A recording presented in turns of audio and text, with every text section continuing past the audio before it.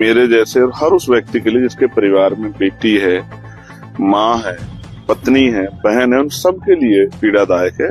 क्योंकि 3 दिन तक पुलिस जो है चुप रही और 3 दिन बाद जिस हालात में उसकी बॉडी मिली, टांग टूटी हुई, एक आंख फूटी हुई, नग्न, परिवार द्वारा बताया गया सामूहिक रेप उसके साथ हुआ, खून से लथपथ।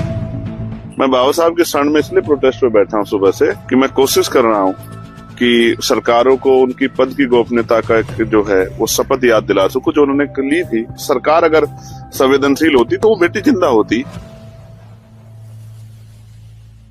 आजाद साहब, जिस तरह की घटना हुई है उस घटना को आप किस तरह से देखते हैं? नहीं, वो घटना असहनीय है मेरे जैसे और हर उस व्यक्ति के लिए जिसके परिवार में बेटी है, माँ है, पत्नी है, बहन है, उन सब के लिए पीड़ादायक है। क्योंकि 3 दिन तक पुलिस जो है चुप रही और 3 दिन बाद जिस हालात में उसकी बॉडी मिली, टांग टूटी हुई, एक आंख फूटी हुई, नग्न, परिवार द्वारा बताया गया सामूहिक रेप उसके साथ हुआ, खून से लथपथ।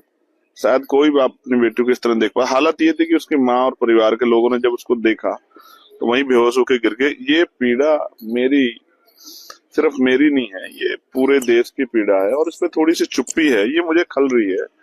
क्योंकि शायद ये जाति व्यवस्था की वजह से हो सकती है, लेकिन मैं इस पे चुप नहीं रह सकता।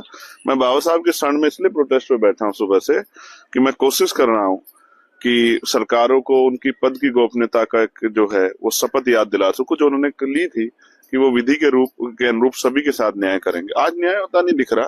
3 दिन में अगर पुलिस अपना काम करते, एडमिनिस्ट्रेशन अपना काम करता, सरकार अगर संवेदनशील होती तो वो बेटी जिंदा होती। आपकी आवाज भारी भी है, क्या आप भी भावुक हो रहे हैं उस? हाँ, भावुक हूँ क्योंकि नहीं रोक पा रहा हूँ। क्योंकि एक निकम्मी सरकार उत्तर प्रदेश में कुर्सी पे बैठी है, एक निर्लज मुख्यमंत्री उत्तर प्रदेश की कुर्सी पे बैठे जिनको नहीं पता लगता कि लोगों की पीड़ा क्या होती है, जो लोगों की पीड़ा का मजाक उड़ाते हैं, जो सिर्फ जोर से बोल के लोगों की आवाज को दबाना चाहते हैं, लोगों पे जो है हमला करना चाहते हैं, लेकिन उनको नहीं पता कि बेटी के सम्मान की रक्षा और एक बाप के लिए, एक परिवार के लिए बेटी क्या होती है।